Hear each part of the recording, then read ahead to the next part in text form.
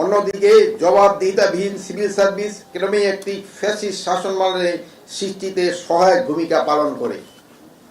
ফলে সিভিল সার্ভিসের আনুগত ও বিশ্বস্ততার মানদণ্ড রাষ্ট্র জনগণের পরিবর্তে রাজনৈতিক আদর্শ ও ব্যক্তিত্বের নিকট আত্মসমর্পণ করে। পরিণামে ব্যক্তিগত সুবিধা, রাজনৈতিক মেরুকরণ এবং দুর্নীতির প্রকোপ বৃদ্ধি পায়।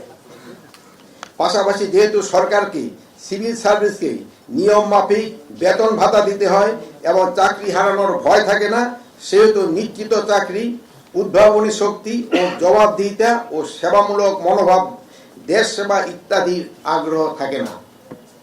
ফলে সেখানে সিভিল সার্ভিস তাদের মূল উদ্দেশ্য জনগণের সেবা প্রদানের অনীহা, দীর্ঘসূত্রিতা ও লাল ফিতার দৌরাত্ম্য অবলম্বন করে। সেবা প্রাপ্তি ও সার্ভিস প্রদানের মূল উদ্দেশ্য থেকে তারা দূরে সরে যায়।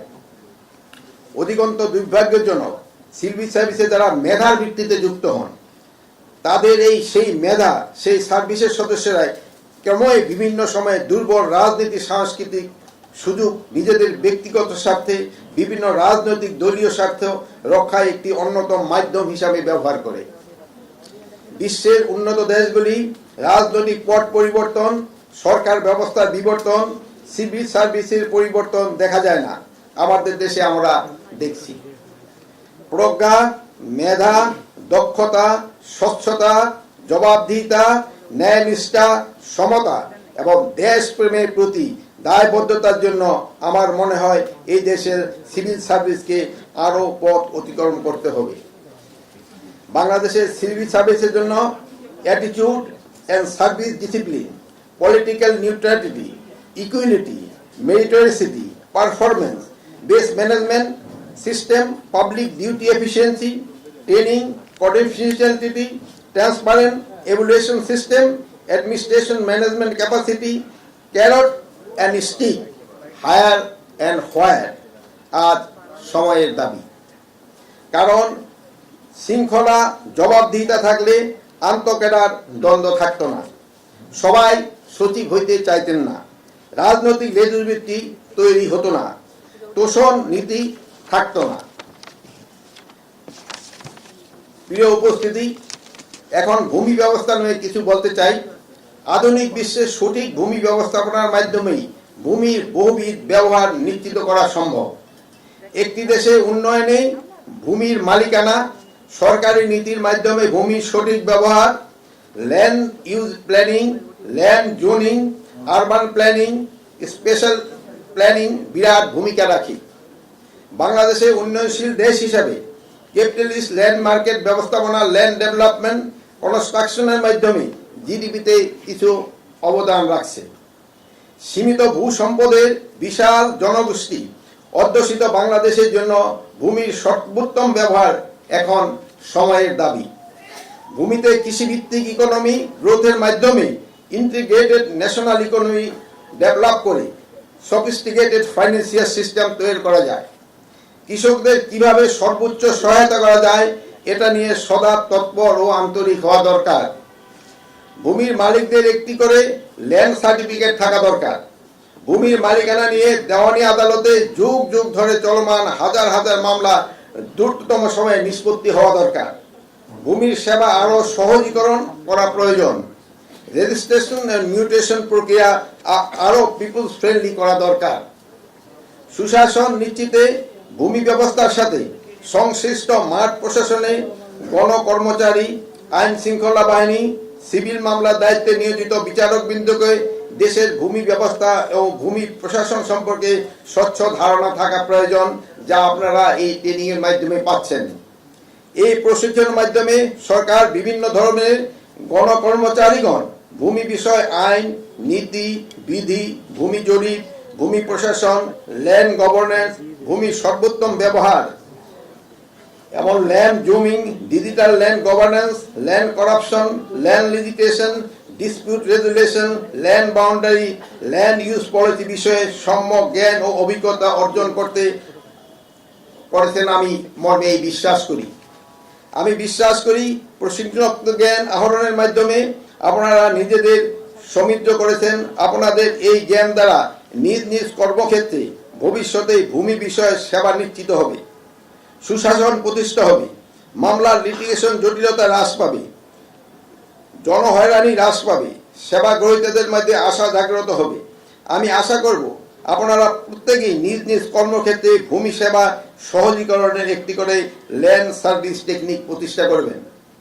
আপনারা শপথ করুন যে আপনাদের মাধ্যমেই ভূমি ব্যবস্থাপনায় নতুন কোনো জটিলতা সৃষ্টি হবে না, মামলার জট তৈরি হবে না, মামলার দীর্ঘ স্বীকৃতি হবে না, ভূমি বিরোধ বাড়বে না, ভূমি বিরোধে আপনাদের ক্ষমতার অপব্যবহার হবে না, বেআইনি হস্তক্ষেপ হবে না, অনধিকার চর্চা করবে না এবং দুর্নীতি চেঞ্জ করবে না। এটা ছিল আমার একটা লিখিত বক্তৃতা। তো এটা ছাড়াও আমার 2-4টা পয়েন্ট আছে, আপনাদের সাথে একটু আমি খোলামেলা আলাপ করতে চাই। যেহেতু আমাদের বাংলাদেশের কিন্তু সবচেয়ে বড় সমস্যা হলো দুর্নীতি। যত কিছুই করেন না কেন, যদি আপনারা দুর্নীতি না কমাতে পারেন, দেশকে কিন্তু সামনে আগে নিতে পারবেন না। আপনারা এই নতুন প্রজন্ম আপনারা যাচ্ছেন, আমি আপনাদের কাছে আশা করব আপনারা এই সমাজের বিভিন্ন স্তরের থেকে এই দুর্নীতিটা কমিয়ে আনবেন। একেবারে এলিমিনেট করতে পারবেন কিনা আমি জানি না, বাট আপনারা চেষ্টা করলে অনেক কমায় আনতে পারবেন। আপনারা জানেন, আপনারা অনেকে এসিল্যান্ডে হয়তো কাজ করছেন বা হয়তো এসিল্যান্ড হিসাবে যাবেন। এখানে এই সাধারণ জনগণ কিন্তু খুবই বিপদে পড়ে এই জায়গায় গেলে। তারা এই যে কানুনগো তহসিলদারের চক্রে পড়ে যায়, তারা বিভিন্ন সময় তাদের সময় নষ্ট হয় এবং তাদের অনেক সময় তাদের পকেট থেকেও পয়সা যায়, কিন্তু তারা অনেক সময় তাদের কাজটা পায় না। এটার ক্ষেত্রে কিন্তু আপনারা একটা বিরাট সাহায্য করতে পারেন সাধারণ পাবলিককে।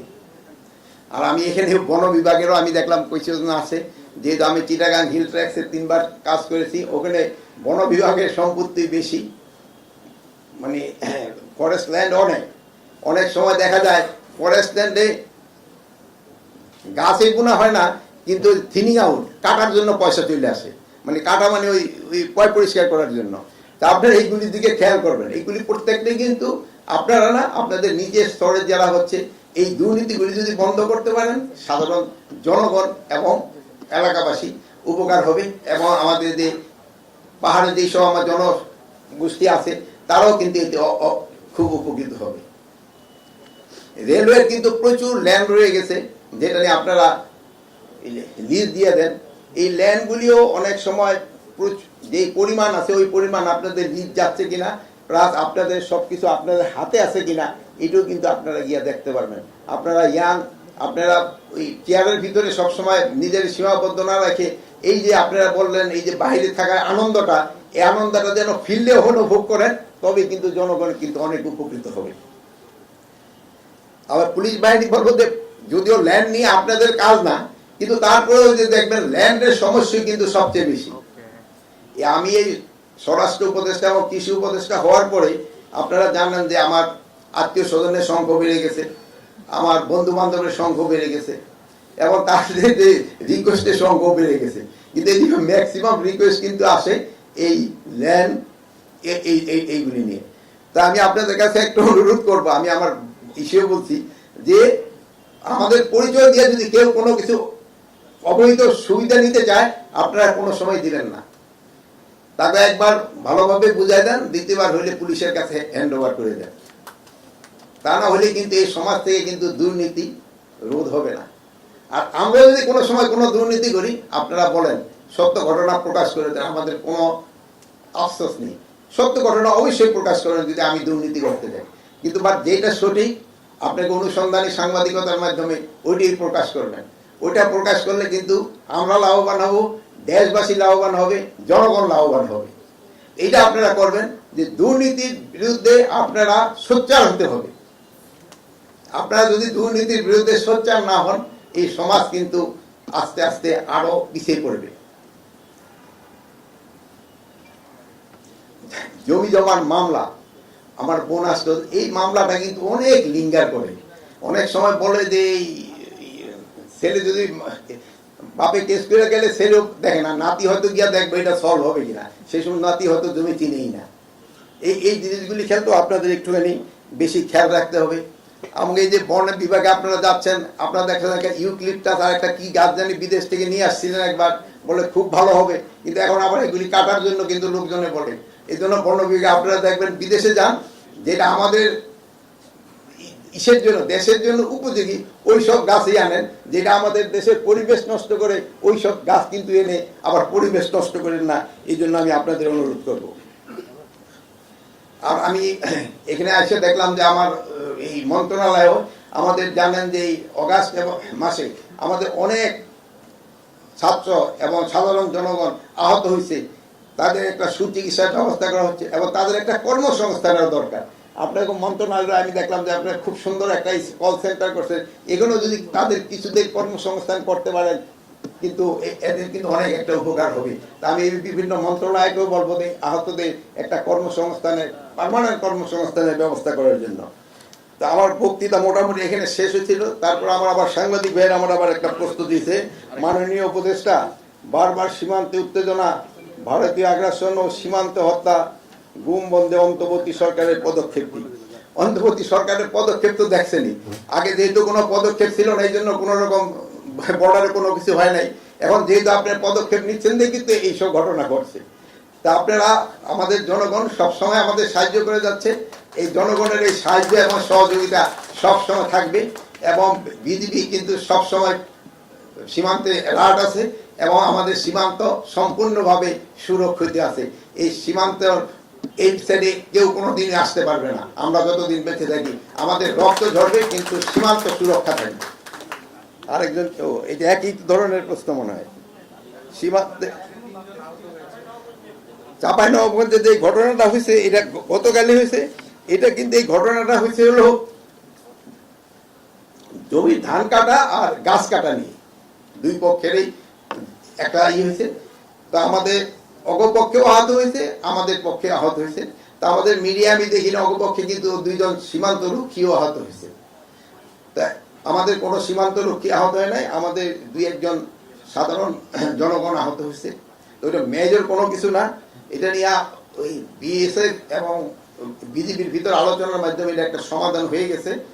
আর ওই জানেন বর্ডার বেল্টে ওই কিছু কিছু জায়গা আছে যে জায়গায় ওই এই পার্টি ওই পার্টি ওখানে যায়, এরা এদিকে আসে, এই সমস্যাটা আছে এবং এটা অচিরেই সমাধান হয়ে যাবে। তা আমি আর সাংবাদিক ভাই আর কারোর তো কোনো প্রশ্ন নেই। তা আমি আমার বক্তব্য শেষে আজকে একটা কথা বলতে চাই, আজকের এই অনুষ্ঠানকে আমাকে আসার সুযোগ করে দেওয়ার জন্য আমি সিনিয়র সচিবকে অনেক অনেক ধন্যবাদ জানাচ্ছি। এখানে আসার পরে আমি এই মন্ত্রণালয় সম্বন্ধে আমার অনেক কিছু জানা হলো যেটা আমার আগে জানা ছিল না। পরিশেষে দেশ সেবায় ব্রত নিয়ে সততা, দক্ষতা ও আন্তরিকতার সাথে দায়িত্ব পালনের অঙ্গীকারবদ্ধ হওয়ার আহ্বান জানাচ্ছি। সকলের কল্যাণ সুখ সমস্ত কামনা করি আমার বক্তব্য শেষ করছি। আল্লাহ হাফিজ।